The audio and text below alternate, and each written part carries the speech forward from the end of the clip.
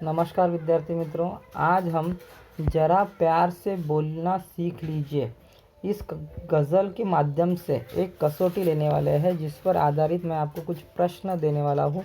आशा करता हूँ कि आपने ये गज़ल का जो वीडियो है आपने देखा होगा और आपको ये गज़ल ठीक से समझ में आई होगी। इस गज़ल में कुछ मायने दिए थे कि गज़लकार ने बोला था कि हमें हर व्यक्ति से प्रेम से बोलना चाहिए, जहाँ पर जैसे यहाँ पे दिखा है, और सही समय पर बोलना चाहिए। ये काफ़ी महत्वपूर्ण गुण उन्होंने बताया था।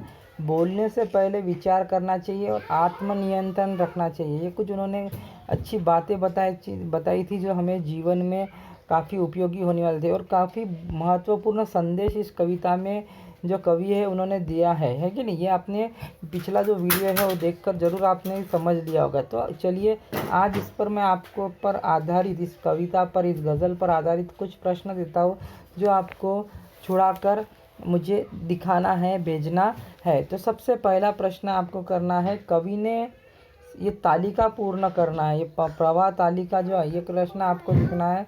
प्रवाह तालिका पूर्ण करना है। प्रवाह तालिका में आपको ये लिखना है कि कवि ने इन बातों को सीख लेने का कहा है। किन बातों की सीख लेने को कहा है?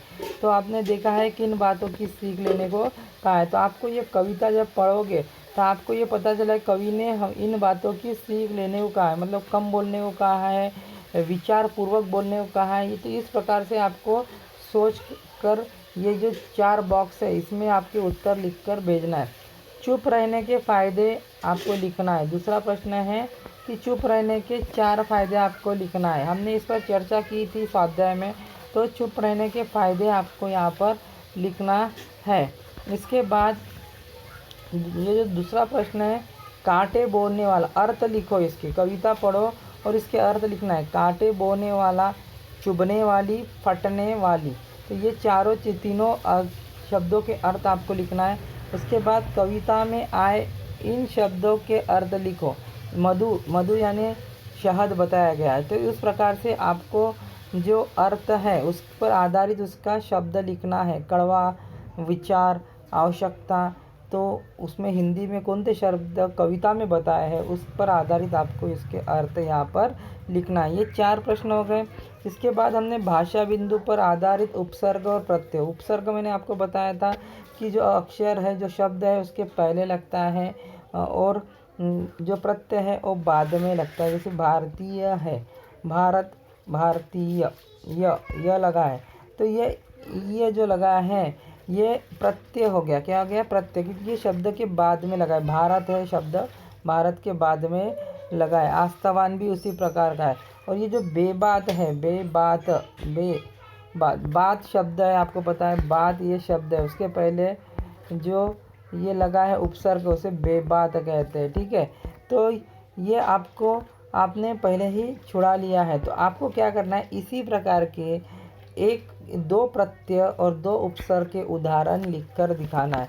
तो ठीक है, तो इस प्रकार से उपसर्ग और प्रत्यय के आधारित 2 उदाहरण आपको लिखकर बताना है। उपसर्ग यानी जो मूल शब्द है उसके पहले जो शब्द आता है जिससे नया शब्द तैयार होता है उसे उपसर्ग कहते हैं।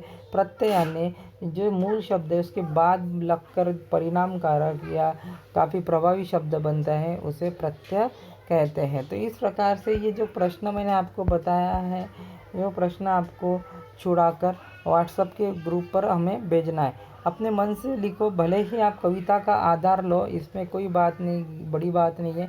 गज़ल को समझो, मेरे पिछले वीडियो को आप देखो, आपको ज़रूर समझ में आ जाएगी, और उस पर आधारित ये जो टेस्ट है उसको छुड़ाओ। 4-5 प्रश्न है आपको। पहला प्रश्न, दूसरा प्रश्न, तीसरा प्रश्न, चौथा प्रश्न, और उपसर्ग और प्रत्यय पर आधारित 5वां प्रश्न। ठीक है, तो छुड़ाओ, जल्दी करो और भेजो ग्रुप पर। ठीक है।